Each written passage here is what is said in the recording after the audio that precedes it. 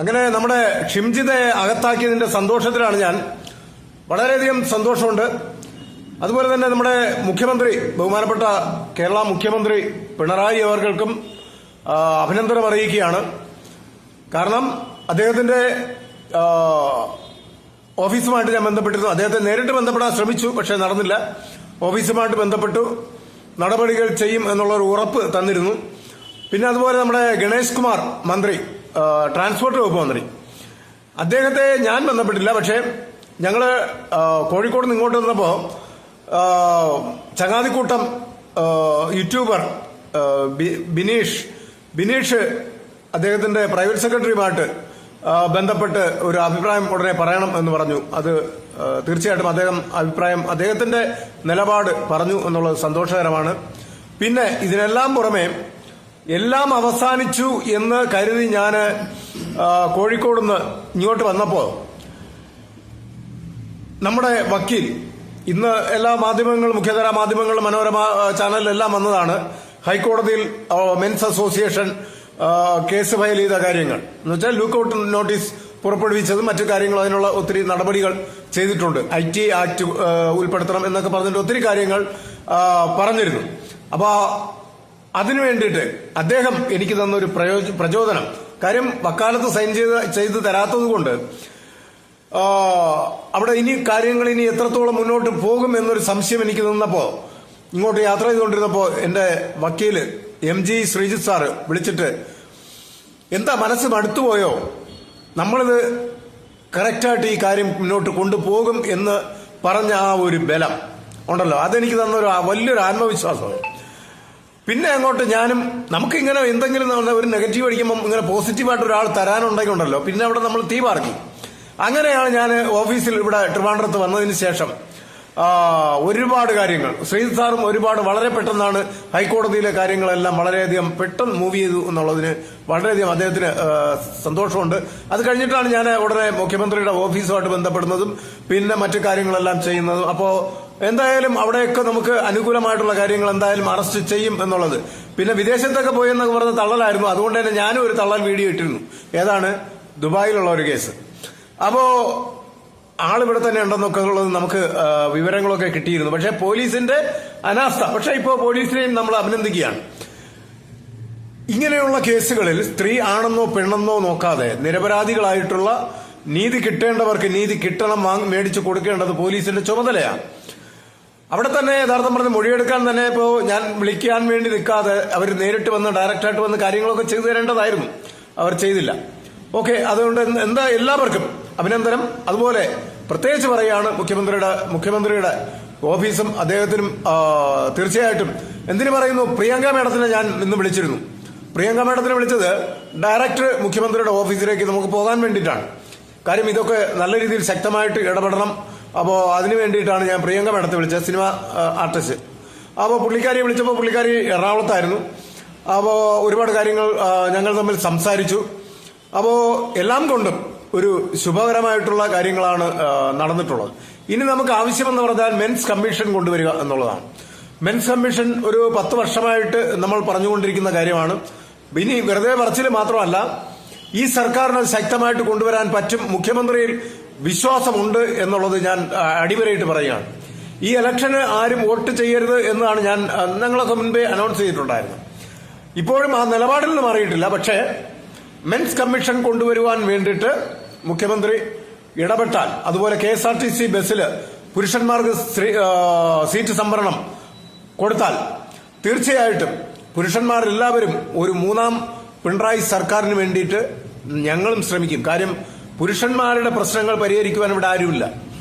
ഇപ്പൊ അടുത്തൊരു വേറൊരു സർക്കാർ വന്നാൽ ചെയ്യുമെന്നും വലിയ ഉറപ്പൊന്നുമില്ല. അപ്പോ ഈ സർക്കാരിന് ചെയ്യാനുള്ള മനസ്സുണ്ട്. മുഖ്യമന്ത്രി വിചാരിച്ചു കഴിഞ്ഞാൽ മെൻസ് കമ്മീഷൻ ഇവിടെ കൊണ്ടുവരാൻ പറ്റും. അദ്ദേഹത്തെ ഡയറക്റ്റ് കാണുന്നുണ്ട്. അദ്ദേഹത്തെ കാണാൻ വേണ്ടിയിട്ട് ശ്രമിക്കും, നേരിട്ട് കാണും. അതിന് ഒത്തിരി സ്ത്രീകളും തയ്യാറാണ്. പ്രിയങ്ക മേഡത്തെ പോലുള്ളവരൊക്കെ തയ്യാറാണ്. 25-ാം തീയതി കഴിഞ്ഞിട്ട് ഞങ്ങൾ കാണാം എന്ന് നിലവിൽ പറഞ്ഞിരിക്കുകയാണ്. അപ്പോ ട്രിവാൻഡ്രത്ത് മുഖ്യമന്ത്രി കാണും, ഗണേഷ് കുമാർ സാറിനെ കാണും. ഗണേഷ് കുമാർ സാറിനോടൊക്കെ പറയാനുള്ള നിവേദനം തന്നിട്ടുണ്ട്. വട്ടിയൂർക്കാവ് രാജകുമാറാണ് തന്നത് എന്നുകൊണ്ട് ഇങ്ങനെ അമാന്തിച്ച് നിൽക്കേണ്ട കാര്യമില്ല. പുരുഷന്മാർക്ക് താങ്കൾ സ്ത്രീകളുടെ സീറ്റ് ഒരുപാട് കൂട്ടിയതായിട്ടാണ് എനിക്ക് തോന്നിയത്. അപ്പോൾ കൂട്ടുകയല്ല, നമുക്ക് ഈക്വാലിറ്റി എന്ന് പറയുമ്പോൾ അവിടെ പെണ്ണിനും ആണിനും തുല്യതയാണ് വേണ്ടത്. സ്ത്രീകൾക്ക് ഇപ്പോൾ സീറ്റ് കൂട്ടിയതിൽ ഞാൻ ഒന്നും പറയുന്നില്ല. പക്ഷേ പുരുഷന്മാരുടെ സീറ്റും കൂടി അനുവദിക്കണം. പുരുഷന്മാർക്ക് സംവരണം വേണം.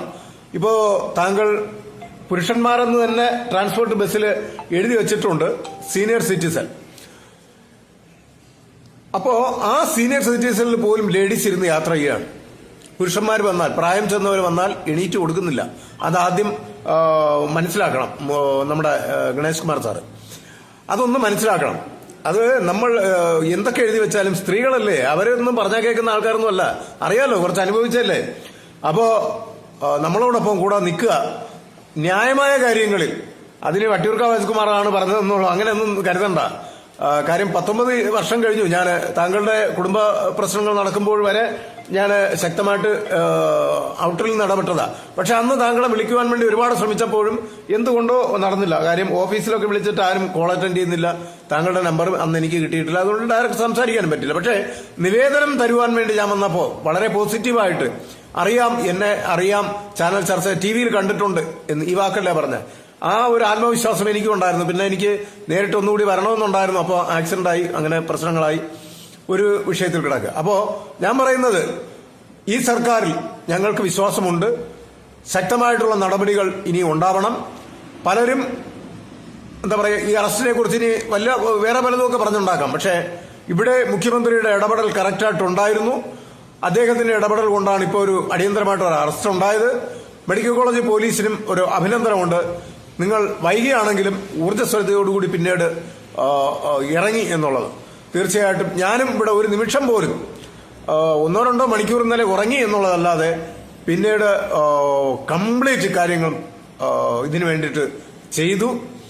അതുപോലെ തന്നെ നമ്മുടെ ഒരു വാട്സപ്പ് ഗ്രൂപ്പ് ഉണ്ടാക്കി ഇതിനു വേണ്ടിയിട്ട്. അത് രാഹുൽ മാങ്കൂട്ടത്തിന്റെ വിഷയമായിട്ടാണ് ഉണ്ടാക്കിയതെങ്കിലും ഉപയോഗപ്പെട്ടത് ഈ ദീപകിന്റെ കേസിന് വേണ്ടിയിട്ടായിരുന്നു. അതിൽ പോലീസുകാരുണ്ടായിരുന്നു. ഞാൻ ഇനി പറയാമല്ലോ, അതിൽ പോലീസുകാരുണ്ട്, നമ്മുടെ ശത്രുക്കളുണ്ട്, എല്ലാവരും ഉണ്ട്. അതെനിക്കറിയാം. അതുകൊണ്ട് തന്നെ കുറെ കാര്യങ്ങൾ ഞാൻ രഹസ്യമായിട്ട് സൂക്ഷിച്ചു. കാര്യം ഞാനിവിടെ പറയുന്നതിന് മുമ്പേ വേറെ ചെയ്യുന്ന ടീമുകളുണ്ട്, എന്നിട്ട് അവർ വലിയ വീം പഠിച്ചുകൊണ്ട് നടക്കുന്ന ടീമുകളുണ്ട്. അതുകൊണ്ട് തന്നെ കുറെ കാര്യങ്ങൾ രഹസ്യമായിട്ട് വെച്ചു. ഗ്രൂപ്പിൽ പറയേണ്ടത് ഇട്ടുകൊടുക്കേണ്ടത് ഇട്ടുകൊടുത്തു. പിന്നെ ചീമുട്ടയേറെ കാര്യങ്ങൾ നമ്മൾ അത് പറയുമ്പോൾ നമുക്കറിയാം അടുത്തെന്താണ് നടക്കാൻ പോണെന്നുള്ളത്. അതൊക്കെ നല്ലത്, പോസിറ്റീവ് കാര്യങ്ങളാണ്. കാര്യം ഗ്രീഷ്മയുടെ കേസിൽ വിധി പറയാൻ 3 പ്രാവശ്യം മാറ്റി വെച്ചപ്പോൾ ഒരു പോസ്റ്റർ എന്റെ ഉണ്ടായിരുന്നു. അപ്പോ അതിലൊന്നും ഞാനൊന്നും പറയുന്നില്ല. അപ്പോ ഇതൊക്കെ നമ്മുടെ പ്രവർത്തനത്തിന്റെ ഫലമാണ്. ഒന്ന്, തലയിൽ ബുദ്ധി എന്ന് പറഞ്ഞാൽ എല്ലാ സമയത്തും നല്ല ബുദ്ധിയല്ല ഉപയോഗിക്കേണ്ടത്, കുരുട്ട് ബുദ്ധിയും കൂടി ഉപയോഗിക്കണമെന്നാണ്. അപ്പോൾ ആ കാര്യങ്ങളും കൂടി ഉള്ളതിന്റെ വിജയമാണ് കണ്ടത്. എല്ലാവരും ഷെയർ ചെയ്യുക, കമന്റ് ചെയ്യുക, ലൈക്ക് വേണമെങ്കിൽ ചെയ്യുക, നമ്മുടെ പേജ് ഫോളോ ചെയ്യുക. ഓക്കെ, ജനങ്ങളിലേക്ക് എത്തിക്കണം. അത് നിങ്ങളുടെ കഴിവാണ്. ഞാൻ എന്റെ വർക്കുകൾ കറക്റ്റായിട്ട് ചെയ്യുന്നുണ്ട്, ശക്തമായിട്ട് ചെയ്യുന്നുണ്ട്. പിന്നെ കോൾസ് വരുന്നതിന് ഒരു കുറവുമില്ല ഇപ്പോഴും. കാര്യം വെറുതെ പരിചയപ്പെടാൻ വേണ്ടി വിളിക്കുന്നവരുണ്ട്, മറ്റുള്ള കാര്യങ്ങളൊക്കെ. നമ്മൾ വെറുതെ ഇരിക്കുകയാണെങ്കിൽ പ്രശ്നമില്ല. പക്ഷേ ഇനി മെസ്സേജുകൾ, വാട്സപ്പിൽ വരുന്ന മെസ്സേജുകൾക്ക് ഒരു കണക്കില്ല കിടക്കുന്നതിന്. ഞാൻ എത്ര ദിവസം എടുത്താലും അത് തീരുമെന്ന് തോന്നുന്നില്ല. അപ്പോൾ അതുകൊണ്ട് ഞാൻ എല്ലാവരെയും ഇന്ന് വരെ ഞാൻ മിസ് കോൾ കൊണ്ട് തിരിച്ച് വിളിക്കാതിരുന്നിട്ടില്ല. പക്ഷേ മിസ് കോളുകൾ ഇനി എനിക്ക് അറ്റൻഡ് ചെയ്യാൻ പറ്റില്ല. പക്ഷേ വാട്സപ്പിൽ വരുന്ന മെസ്സേജുകൾ തീർച്ചയായിട്ടും അത് എത്ര ദിവസം കഴിഞ്ഞാലും നിങ്ങൾക്ക് റിപ്ലൈ തരും. ഓക്കെ, അത്യാവശ്യ കേസുകളാണെങ്കിൽ ഒന്നുകൂടി ഒരു മെസ്സേജ് കൂടി അയക്കും. Okay, thank you.